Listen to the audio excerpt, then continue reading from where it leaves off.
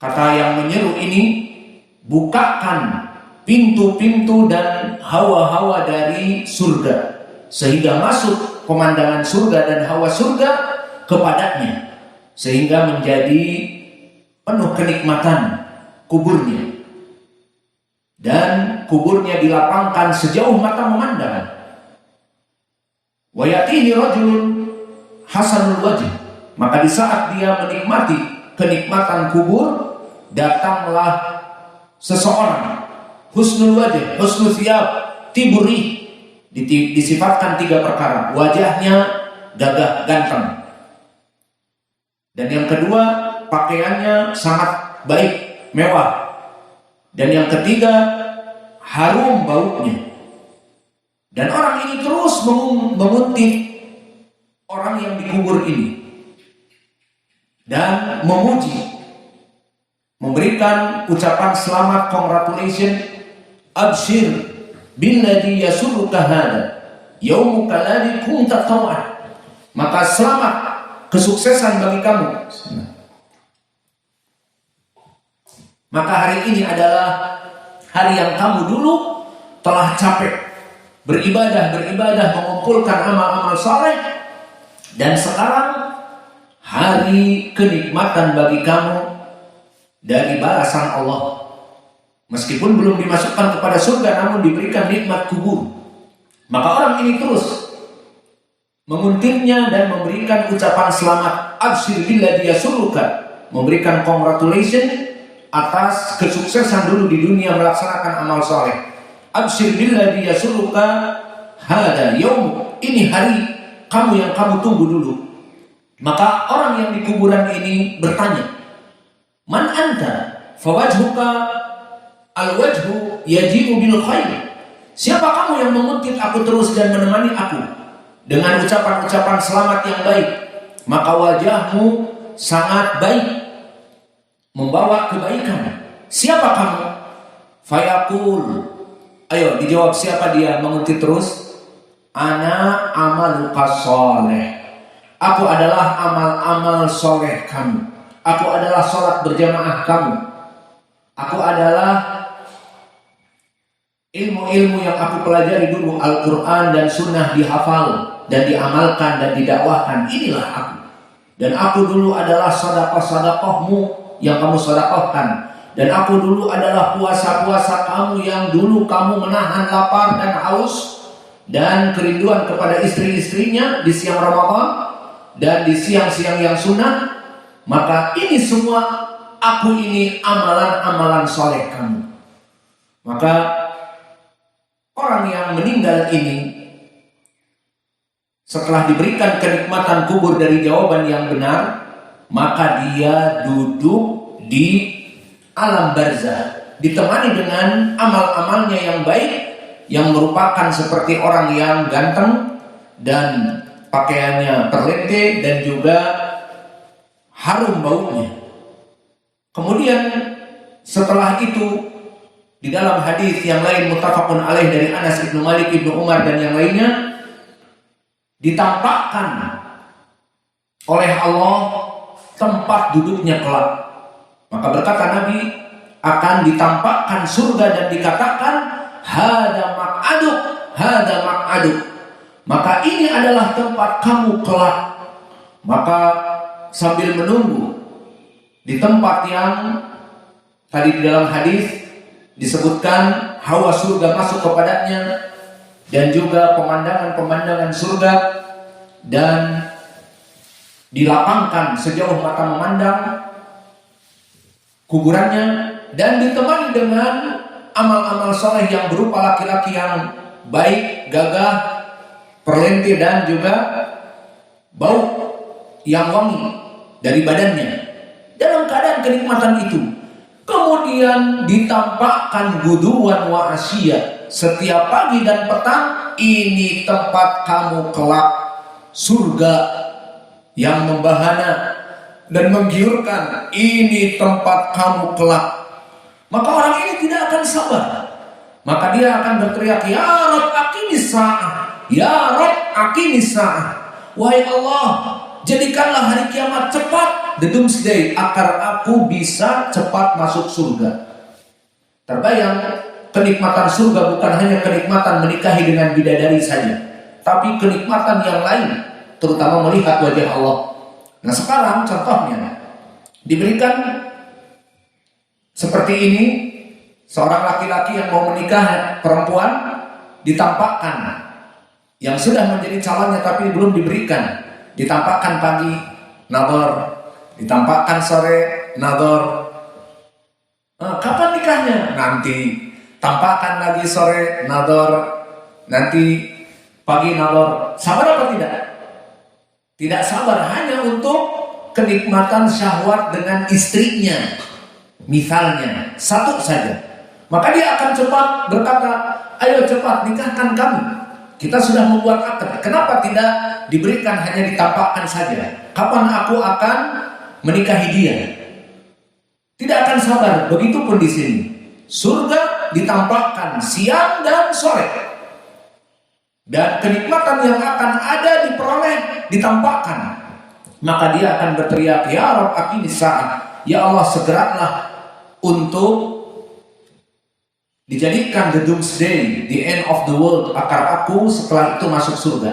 Ini kisah untuk orang yang soleh. Dan di sana setelah itu kisah bagaimana orang kafir, keadaan mereka. Maka sama, kebalikan dari ini. Maka di saat dia mati, sekarat, datang malaikat pencabut nyawa mengatakan, ukhruji ya ayyatuha nafsul khabithah ila ghadabillah wa sakhatih. Maka wahai jiwa yang buruk, keluarlah kepada kemurkaan Allah. Maka akhirnya dicabut, yang mana dicabut ruhnya tidak seperti orang soleh yang muda, dicabut dengan keras bagaikan kawat-kawat besi yang terikat dengan kain ataupun benang-benang wol, maka ditarik kerak seperti itu. Kemudian setelah keluar, disebutkan di dalam hadis, kita langsung terjemah saja karena insya Allah kedua orang tua yang disoalkan dalam keadaan beriman baik, tidak seperti ini.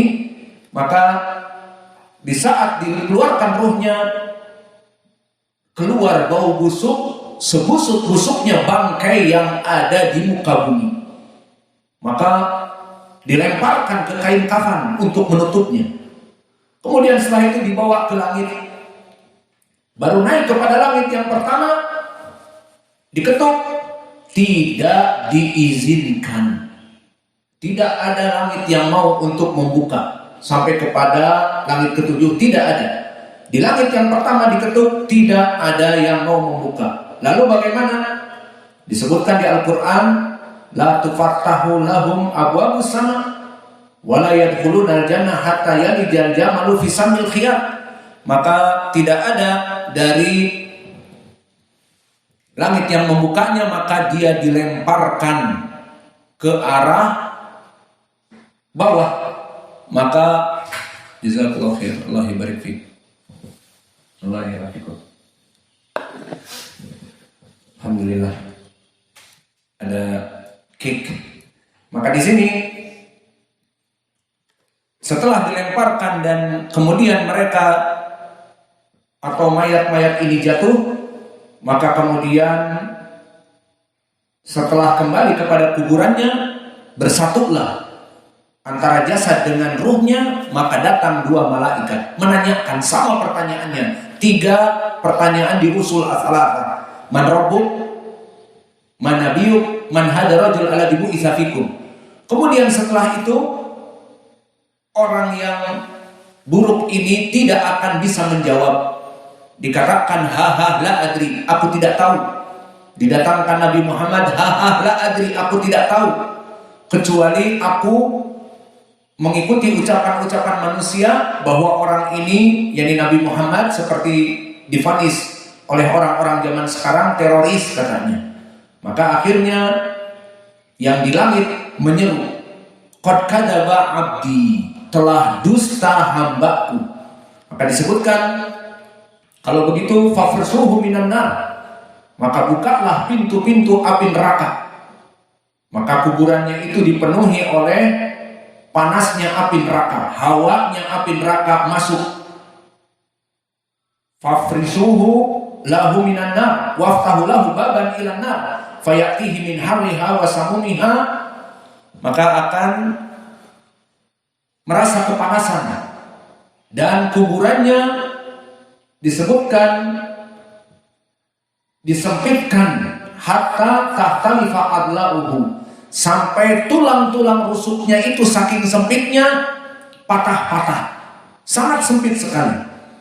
Maka akhirnya orang ini seperti di hadis yang kisah orang yang soleh, didatangi oleh seseorang yang mempunyai 3 sifat yang buruk. Pertama, wajahnya buruk. Yang kedua, pakaiannya buruk. Yang ketiga, bau busuk. Terbayang di tempat yang gelap dan juga di tempat yang panas karena hawa api neraka masuk, ditemani orang yang mempunyai 3 sifat. Wajahnya kayak monster mengerikan, kemudian setelah itu bau busuk, dan pakaiannya kotor. Tidak cukup dengan itu, maka dia mengucapkan ucapan ejekan. Kalau tadi ucapan selamat, sekarang ucapan ejekan kepada orang-orang yang kafir. Apa dikatakan? Absyir billadhi yasu'uka hadzal ladzi kunta tau'ad. Maka selamat atas kesengsaraan, selamat atas mulainya kesengsaraan bagi kamu, di mana kamu dulu kufur kepada Allah, dan ini balasan dari Allah kepada kamu. Maka orang ini bertanya, siapa kamu yang wajahnya buruk, dihina? Maka dikatakan, aku amalan-amalan buruk kamu. Aku adalah amalan kamu meninggalkan salat, meninggalkan puasa Ramadan, melaksanakan zina, melaksanakan semua dari kemaksiatan-kemaksiatan. Inilah aku, dosa kamu, your sins, dosa-dosa kamu yang besar. Maka akulah ini teman kamu. Akhirnya terbayang, orang ini ditemani orang yang buruk, bau dan mengejek-ngejek, dan sama ditampakkan kepadanya guduan wa asya, api neraka. Ditampakkan adab yang perih dan pedih, api neraka. Dikatakan, hada maq'aduk, ini tempat kamu kelak. Maka jika seorang yang divonis dengan execution, hukuman mati, ditampakkan misalnya dari tambang setiap sore, kamu akan digantung setiap sore dan siangnya di tanggal yang ditentukan, maka dia akan frustasi. Dan begitu pun di sini, api neraka yang sangat panas ditampakkan di siang dan sore, ini tempat kamu. Maka orang ini menjerit kepada Allah, ya Rabb la tuqimus sa'ah. Wahai Allah, kalau begitu janganlah Engkau jadikan hari kiamat, biar aku dalam keadaan adab kubur yang ringan ini. Maka dari sini barakallahu fikum menjadi hujah bagi kita untuk menjawab persepsi bagaimana keadaan ruh dari orang-orang yang meninggal. Maka inilah jawabannya. Jawabannya adalah, jika dia ruh orang yang soleh, dia akan ada di alam barzah, di kuburannya, dalam keadaan nikmat kubur. Dan dia jika dalam keadaan orang yang kafir, musyrik, munafik, dia dalam keadaan diadab di kuburnya seperti hadis yang kami sebutkan. Maka oleh sebab itu, apakah roh-roh ini jalan-jalan kembali ke rumah dan minta kiriman dari dzikir dan sebagainya, yasinan dan sebagainya? Tidak ada. Di dalam hadis ini membantah syubhat dan persepsi yang salah. Dan apakah kalau perempuan yang diperkosa kemudian dia balas dendam membunuh orang-orang yang memperkosanya, seperti si manis jembatan Ancol sampai 7 yang memperkosanya mati semua? Itu sih di film horor. Maka hakikatnya tidak seperti itu. Maka hadis ini membantah persepsi-persepsi yang salah tentang permasalahan ruh. Kesimpulannya, kita jawab tadi nomor 3, dan nomor 4 dan nomor 5 semuanya, dan nomor 1 semuanya telah kita jawab, bahwa ruh ibunda kita mulai dari semenjak dikuburkan ke liang lahat, maka dia itu dalam keadaan berada di kuburannya, tidak jalan-jalan ke rumah. Dan saya bersyukur kepada saudara kita yang mengurus jenazah beliau, dan beliau dikuburkan di tanah khusus karena alhamdulillah dari keturunan-keturunan keraton katanya, maka mereka dikuburkan di sebelah ayah kita dari orang-orang di sana. Alhasil, hadis ini barakallahu fikum adalah hadis yang dikeluarkan oleh Imam Ahmad dan Imam Ibnu Abi Syaibah dan Al-Hakim di Mustadraknya, yang sanadnya bertumbuh kepada Abu Muawiyah. Siapa Abu Muawiyah? Yang meriwayatkan dari Al-A'mash, Abu Muawiyah Ad-Darir Muhammad ibnu Khazim min Asbatinas dari Anas. Nah, dari Al-A'mash, dari Abu Muawiyah qala haddatsana Al-A'mash qala Al-A'mash anil Minhal ibnu Amr ibni Amr an Zadan anil Bara ibni Azib. Maka sanad ini dari Abu Muawiyah tidak bermasalah, namun dari Al-A'mash dari Al-Minhal sedikit bermasalah karena Al-A'mash mudallis, meriwayatkan dari Al-Minhal dengan an-anah. Namun alhamdulillah di riwayat Imam Ahmad dan Imam Ibnu Abi Syaibah memang Al-A'mash mengatakan an Al-Minhal, dari gurunya Minhal dengan an. Namun di riwayat Mustadrak Al-Hakim didatangkan dengan lafaz yang tasrih, haddatsana